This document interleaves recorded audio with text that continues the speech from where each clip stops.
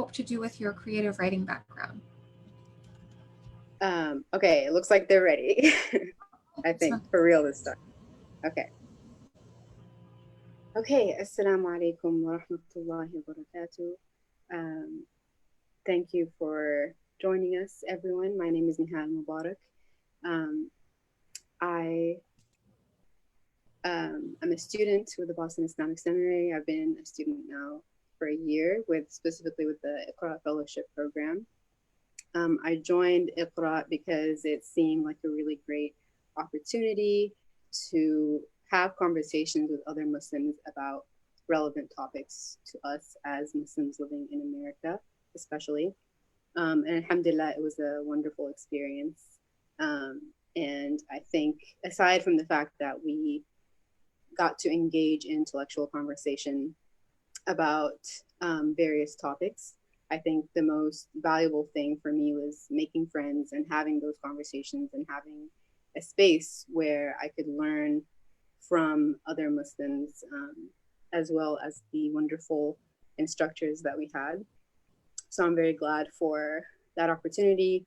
And I think institutions like the Boston Islamic Seminary are super important, especially for those of us who are young professionals living in America who want to balance between, living in America and practicing Islam on a daily basis, and how to apply that in our lives. So, alhamdulillah, for that opportunity.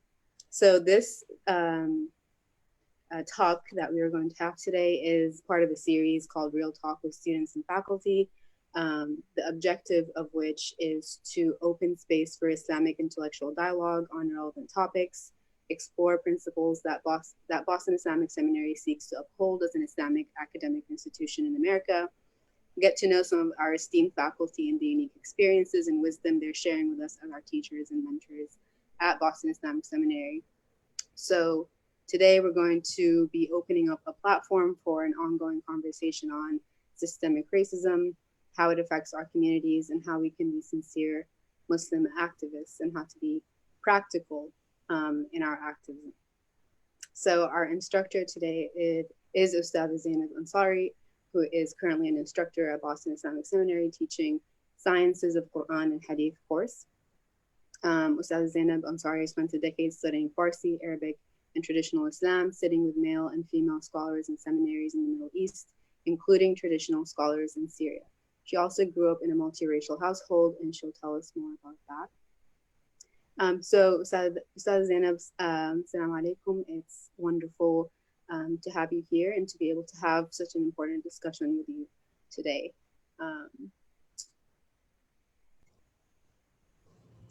Wa alaikum assalam wa rahmatullahi wa barakatuh. Dear Sister Nihal, alhamdulillah, I'm glad to be here.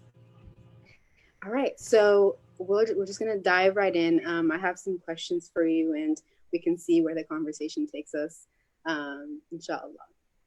So obviously with everything going on, the current climate of the nation right now, everyone is kind of asking the question, as Muslims specifically, how can we practice being activists, and in doing so, how do we avoid kind of taking part in performative activism?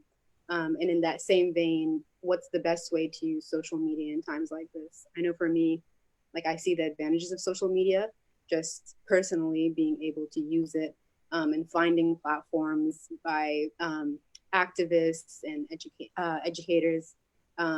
But I know that it can also be a slippery slope. So if you would answer that question. Yes, Bismillah ar-Rahman ar-Rahim.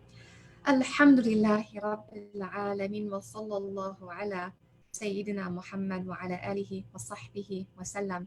And again, Assalamu alaikum wa rahmatullahi ta'ala wa barakatuh. I am glad to be here, although of course the circumstances under which we are having this conversation are definitely tragic and troubling ones, but this is nonetheless an important conversation. And I just want to begin by addressing what Sister Nihal said about my background. What's very interesting is that even though I grew up in what most people would call a multiracial household, that was a term that my parents never ever used to describe their marriage, and I never actually used the term. I think positionality is very important for me as a speaker, as a teacher, as a da'iyah, having this conversation with our student hal and of course our audience that's joining us over social media. So I just think it's really important for everyone to kind of understand my background, my positionality. So terms like sort of multiracial or biracial are actually terms that because my parents were both converts to Islam and really embraced a very kind of egalitarian view of Islam and the Muslim Ummah. So the emphasis was very much on this idea of Muslims, as one community, one brotherhood, one sisterhood. And if you were to ask my mom, even today, my mother is African American, grew up in Detroit, she would say there's only one race, and that's the human race. But having said that, while we understand we have this set of beautiful ideals, there's the reality, right? There's the reality of how race has been socially, politically, and economically constructed in this country to basically keep African Americans, to keep Black Americans at a kind of at a permanent disadvantage, and to perpetuate structures of white supremacy. So, so just wanted to kind of give you that background, Nihal. So it's interesting, that I'm actually even invited, kind of into different spaces to have these conversations. Because for me, just to be very, very candid, I really believe in candor. I've not had to deal with much in the way of anti-Black racism. Islamophobia, yes, but often because of the way that Islam itself has been racialized and this automatic kind of sort of where people automatically kind of equate Islam with being Middle Eastern, being Arab. I've had to deal with far more Islamophobia than anything else. But one of the things that I've been able to kind of explore, kind of living in the Middle East, coming back to the United States, trying to kind of figure out kind of where my identity kind of belongs, kind of across that spectrum, is being able to kind of engage with all those different aspects of my heritage. Now, you asked a very important question though about activism. So let me answer the social media part first. One of the things about social media is that, much as with the Arab Spring in the beginning, that initially it really appeared that this was a tool that would be very helpful for people that, whose voices were being suppressed, for people that were dissenting, to actually be able to convey their points of view. But as we've seen lately, though, it's really a double-edged sword in the sense that while social media allows a certain amount of actual kind of like on the ground organizing, it also is very, it really kind of lends itself to buttressing this surveillance state, and that's really a concern, because someone actually asked me, given that so much of our organizing is taking place through social media, right? Whether it's through Facebook or Twitter or other platforms, that it's making it very easy, for people, law enforcement in particular, to kind of track what people are doing, what they're saying, and where they're going, and what have you. And how do we protect ourselves, against this? And I don't know that there's an easy answer, Nihal.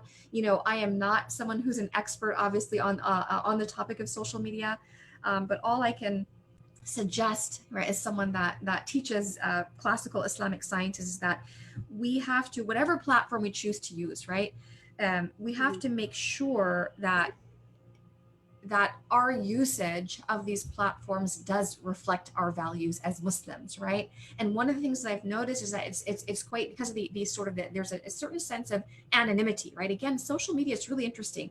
On the one hand, you can theoretically access thousands, even millions of people across the world, and how content can go viral, but there's also a certain sense of anonymity sometimes for people who are using social media, in that sometimes we feel that we can kind of say and do things that otherwise we might not express or do if that person were right there in front of us.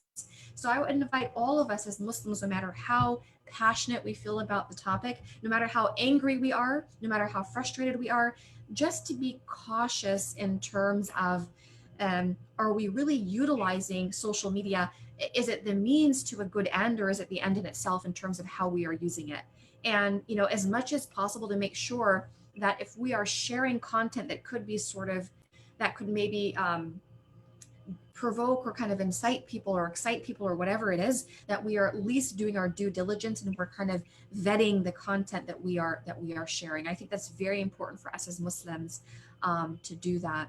Right. And there's another part to your, you'll come back to Srinihan, and she'll just remind me.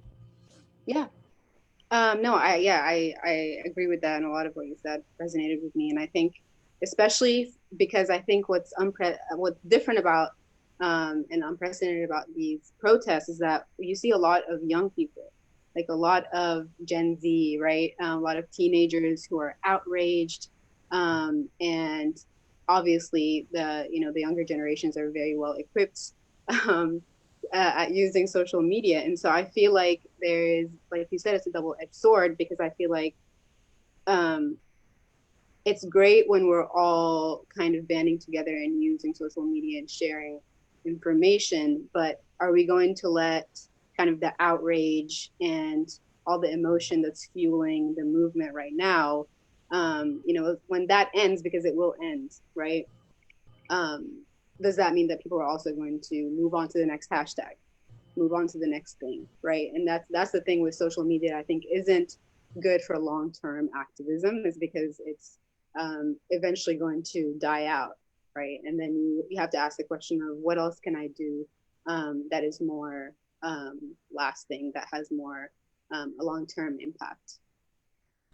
Absolutely, because and you're correct, Srini, how there is this performative aspect to it. I think, when it comes to sort of, giving people a little bit of a psychological sort of an emotional release, I can see the function of protests. I mean, this is not really the time for us, like as a Muslim community, to be saying, oh, protests are haram or whatever, or giving people lectures. This, Right. I mean, that's really not the response to have.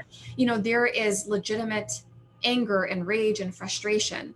Now, of course, people are giving expression to these things in different ways. Now, my sense, Hal, is that there's something a little bit different about these protests. I mean, my parents came up, for example, during a time of a lot of protests and unrest, in the era of the Vietnam War, for example. Mm. And my mother,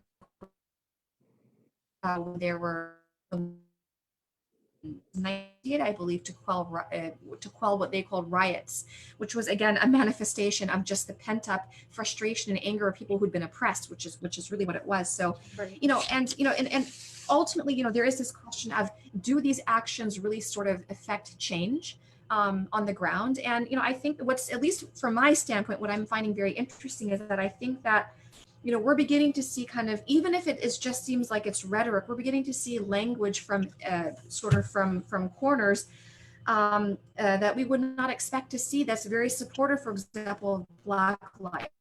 When you see all these corporations, for example, issuing statements one right after the other saying, okay, we need to pay attention to this, there's work to do, we have to acknowledge our role in kind of like buttressing these systems of inequality. To me, that's actually a positive thing, that they're at least beginning to acknowledge. So that at least tells me that maybe there is starting to be a shift. But I think that we're not really going to see, like, if there's going to be sort of effective change until we actually kind of see what decisions are being made, basically on a local level, when it comes to sort of the funding of police departments, because that really seems to be what people are really pushing for. They want to go beyond the cosmetic to, can we get actual structural change in terms of how policing is being done in communities. I think, having attended a good number of protests in my day, that was always the question, what next after people are out there kind of, with your posters and signs and slogans, what do you do to really kind of channel that? And that's what I would really encourage all those young people that are out there, I think very well intentioned, that what are we going to do with that, right? Because at the end of the day, whether it's sharing content online or going to that protest, there's always sort of the what next step can I actually take in my community. And I think for me, that's definitely the harder part, especially when it comes to even promoting change within the Muslim community. Yes, for sure. Thank you for that very thoughtful response. I don't know if we'll be able to get through all of the questions, so I'll try to pick which ones I think are more urgent. So I think for me, I'm a writer and I value storytelling a lot and just conversation in general. And I think something that I've been trying to do personally lately is just to open up conversation with the people who are closest to me first, with my family members, which I think all of us should be doing. And I think when it comes to activism, and again, especially in moments like this when we're driven by outrage and we're driven by very kind of high emotions, it's easy to want to say I'm going to do as much as I can and try to look at like the bigger picture, right? And all of that is great, but I think in doing that we tend to forget, the people who are closest to us, our neighborhoods, our own communities. So before trying to like make change on a big scale, right, it's not going to mean anything if we don't start small. So my question to you is how what is a practical, sincere approach to having conversations on heavy topics like race with our loved ones? That's a very important question. It's a profound one, Sidney. So here's the thing. Most of us are not going to acknowledge our biases. One of the things that I have, in what I've discovered in my own experience is that, if you just sort of come out and sort of, it's really easy for that other person to kind of be on the defensive, right? I have found that if you're very sort of, as much as I kind of love being direct and forthright, that sometimes if you are perceived as sort of, what's the word, impugning that person's motives or what have you, they automatically get very, very, very, very defensive. For me, I found that you really kind of have to really kind of begin by putting that person at ease. And I know for people who are just really wanting to kind of like call people out and say, enough of this, and we want that sort of gradual approach is not one that I think a lot of young people really want to, is one they really want to embrace. But I do find that when you are dealing with sort of long held, deeply entrenched views, you really have to start peeling back those layers. You have to begin by kind of setting people at ease and trying as much as possible to not antagonize them, unless we're just talking about people that are just sort of using language that's like overtly kind of, racist and biased. But honestly, there are a lot of attitudes that are so deeply embedded in Muslim cultures that people don't even kind of step back to realize that these are actually sort of biased or kind of like racist viewpoints. I think a lot of it goes back to, I think, the language itself.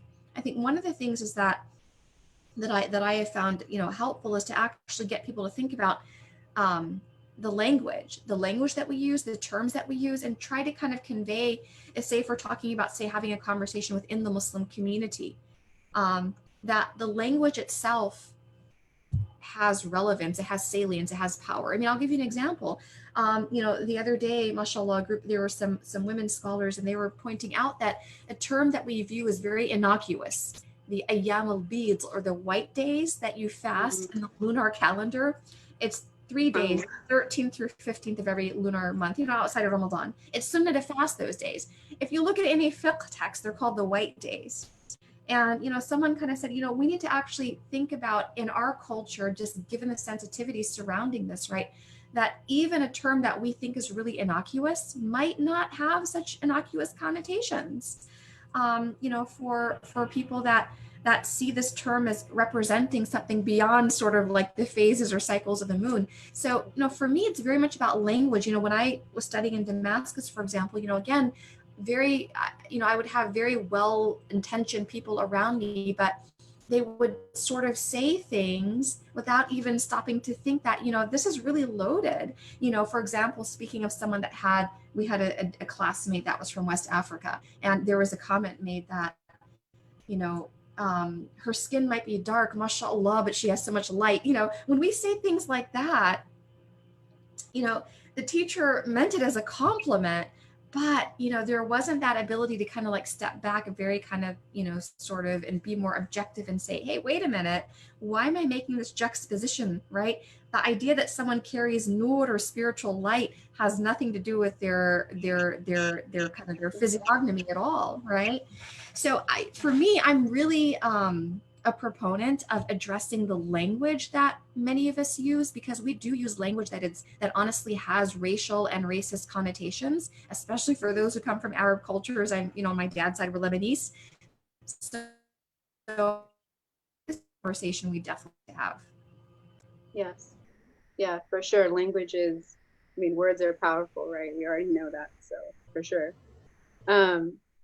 Okay, so then to shift gears a little bit, for the Muslim community specifically, I know personally I've been feeling a lot of guilt and even shame at times that I can't go out and protest, right? And I think it's because I feel so responsible for doing more, like I talked about a little bit ago, that I sometimes will let that sense of duty get in the way of anything else. And at the same time, I feel exhausted because I feel like I have to do a lot all at once, and I feel responsible for bringing awareness to my friends who aren't Black, right, Muslim or not.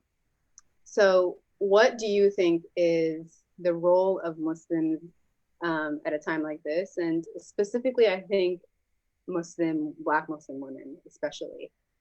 What are the practical things that we need to be doing in a moment like this? So, Sister Neha, the question was, what for Black Muslim women, what are the practical steps to take? Just to make sure I'm hearing you, because my internet is a little. Okay. I think that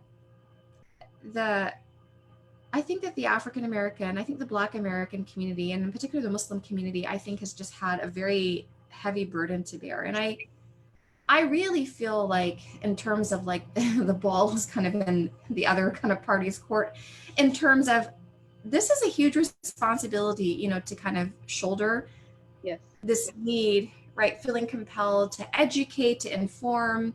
That's a lot of work. And I kind of want to see more work from the other side, if that makes sense. And I'm not trying to draw a wedge between people at all, but what I'm saying here is that for people that do not identify as Black or African American, I think just sometimes this question of, well, what do you want us to do, or what should we do, that in of itself suggests that, whether people realize it or not, that there's this assumption that it's Black Americans, it's African Americans who have to do the heavy lifting. For me, I think this is a time for African Americans, for Black Americans, to focus on self-care. And Khalid was mentioning that. Important. This is a time, I think, don't apologize for being sad. Don't apologize for grieving. Don't apologize for being frustrated. Don't apologize for being angry. Don't apologize for wanting to feel valued and validated. I mean, don't apologize for that. The other day when someone said in response to, why do we have to talk about these issues? Why can't we talk about Black on Black violence? I'm like, hey, wait a minute. That's not the conversation to be having right now. Whatever happened to empathy? Whatever happened to acknowledging the hurt and the pain and the trauma that's there? And I think for me, where I struggle with this, Sister Nihal, is that when you've got 400 years of sustained trauma, for me, I feel like the role and responsibility of Black Americans right now is honestly for others to be coming in and consoling and uplifting and providing solace and support, because historically African Americans, Black Americans, we've not had that luxury to really kind of sit back and just sort of breathe a little bit and just be. There's always there's always this kind of pressure to kind of to be the spokeswoman, to be the ambassador, right? To be sort of that representative. And that is a very, very heavy burden to carry. What I would love to see is just meaningful support from other segments of our community where they are sharing in this burden and doing some of the heavy lifting. I actually have a few things I wanted to share if time permits, just some resources for the audience, especially for people who are not Black American, in terms of where they can kind of begin to start to educate themselves and their communities about this issue. But I really want to focus a lot more on the psychological and kind of mental and emotional health and well-being of of African American and Black American Muslims. That is the conversation we need to have right now. Yes. Yeah, that's really important, Ustad, and I appreciate you saying that, because the follow-up is going to be what for Muslims who aren't Black, who who are asking and wanting to take steps and wanting to do things, what is the best course of action for them to take? And I guess you're saying just be there for your fellow Muslims who are Black, support them.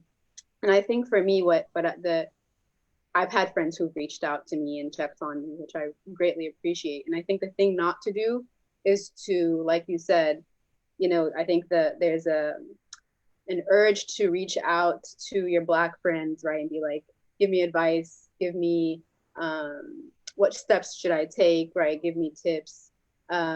People are on social media sharing all kinds of books on the topics of race and systemic racism and all of that. And I think, like you said, let Black people be, and allow them their own space so they can make sense of the feelings that they've been feeling. Because for Black people, this is something that never ends, that they always have to go through. So if people are just now coming to the realization, or just now wanting to commit to being activists or supporters or what have you, I think just having that empathy and realizing that, I am so against this idea of Black women being strong all the time, and having to carry, the burdens of their own burdens and everyone else's burdens. And I think being okay with the fact that we don't always have to be strong. So yeah, because it allows others to beat a safe retreat. That's not, and that's not fair. It's not equitable. Because it also does not, again, it does not allow, especially for Black American Muslim women, just to have that space to feel safe and taken care of and to be vulnerable. In other words, there's a shield, this armor that you always have to have up. And that's, again, to kind of, for a community that's had, again, 400 years of that. And I think for me, what is a bit that I think that focus on is the empathy. We need to do a lot more in all the segments of our community to really cultivate true empathy, in the way that we want to have empathy for Syrians, for Palestinians, for the Rohingya, for so many Muslims who are suffering and who are oppressed. That empathy for African American Muslims, that's something that we need to do a better job of cultivating again. And this is, we had one of the things I will share, I know we have to conclude, is that what we need to do is to really center those voices, right? That this is the time to listen. And this is the time for us to actually allow ourselves to feel that discomfort. Because back to your question about how do we have these conversations, they're not going to be easy, right? At some point, that conversation is going to be awkward. It's going to be uncomfortable. It might be painful, but that allows us to enter into that space of growth. And there are things that I think that the Black American Muslim community wants to say and needs to say and has the right to say, that, and others need to listen, right?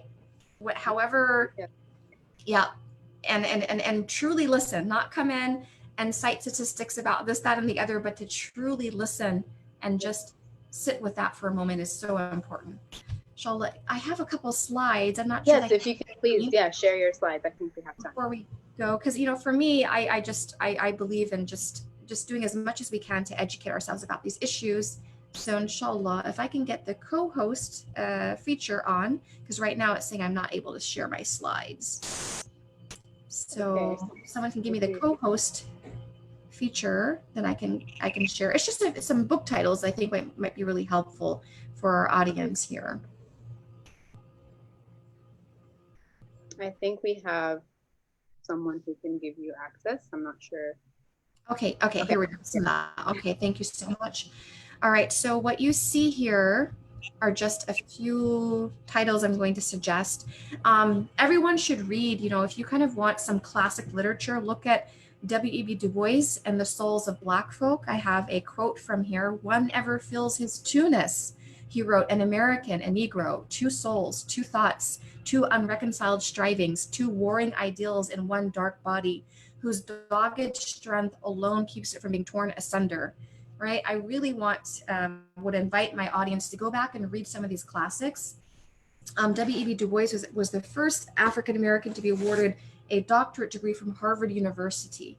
And he was a very important writer and thinker in the early to mid 20th century, and actually ended up becoming an expatriate in Ghana, actually. I also wanted to mention a few other things that I think everybody should look up. You know, centering Black narrative. If we had more time, Sister Nihal, I would kind of go into this fact that our Islamic discourse itself, again, there are certain assumptions and biases embedded in that discourse that we actually don't acknowledge, and we begin to unpack those things, right? And if you got together, say, I don't know, 100 Muslims in a room, right? Of course, we don't really do gatherings. We get together 100 people and ask them to name West African ulama. Yes. How many people can actually do that, right? Ask them to name anybody after Sayyidina Bilal. Yes. So make sure that you take a look at this book, Dawood Walid and Ahmed Mubarak's Centering Black Narrative, Black Muslim Nobles Amongst the Early Pious Muslims. Especially the introduction is super important for situating this issue. And then if you want something that is kind of a lengthier read, but really, really worth reading, is Dr. Sherman Jackson's Islam and the Problem of Black Suffering. I think a very important intervention in theology and aqidah, right? In other words, how does our belief system as a Muslim actually respond to and address and acknowledge the problem of Black suffering? For those who need to know more about, and I think that's probably most of us who need to know more about the history of this country in terms of how it's oppressed African Americans, read this book. It's a very difficult read, to warn you. It's called Trouble in Mind: Black Southerners in the Age of Jim Crow, right? I think all of us, especially those of us who have an immigrant or transnational background, need to understand this history, all right? This book, How to Be Less Stupid About Race, right? The title is what it is, right? Very important book. And then Ibram Kendi's How to Be an Anti-Racist, which I think is now on the New York Times bestselling list. Yeah, right there.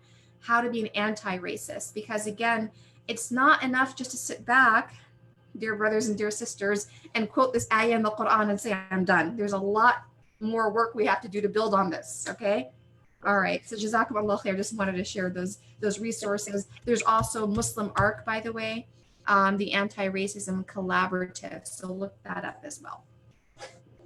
Wonderful. Jazakumullah khair for those resources.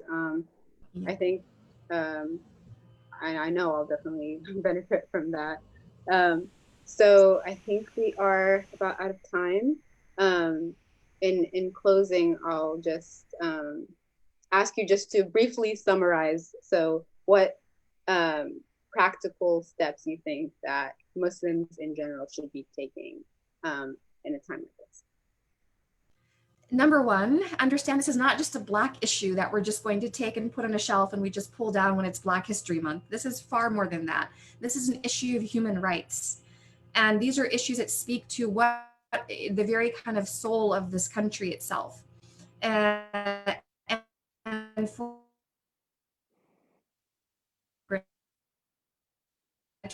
go to America, we begin to acknowledge that. And the first step in that process is actually to be able to lift up the concerns of the African American community, to validate, to have empathy, to listen, to really, really, really open our hearts and minds and ears and listen. This is my first piece of advice. And then for those who are out there protesting and so on, to think about how we can translate that righteous anger and indignation into meaningful and practical action on the ground, while at the same time saying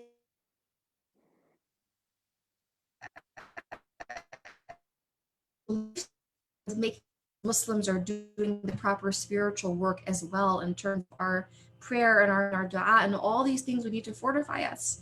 And again, chance this, but looking at the seerah of the Prophet ﷺ in a more practical way, not just saying, oh, we have Bilal and leaving it at that, but how can we actually take these lessons from the seerah and make them mean something for people who are experiencing oppression today, and understanding that this oppression of 400 years, this is not something that we can just sort of, again, put on a shelf over there and forget about it. All of us need to have some way of thinking about this and some way of addressing this, beginning with our community, inshallah, and branching out beyond that, inshallah ta'ala.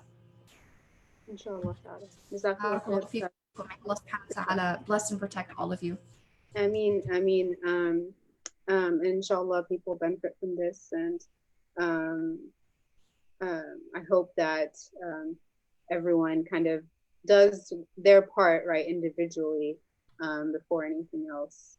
And may Allah subhanahu wa ta'ala bring justice, and, you know, end these two pandemics, the pandemic of racism and the pandemic of the coronavirus. All right. Jazakallah khair, Ustaz Zainab. It was nice talking to you. Pleasure seeing you. You take care, okay? You take care as well. Assalamu alaikum.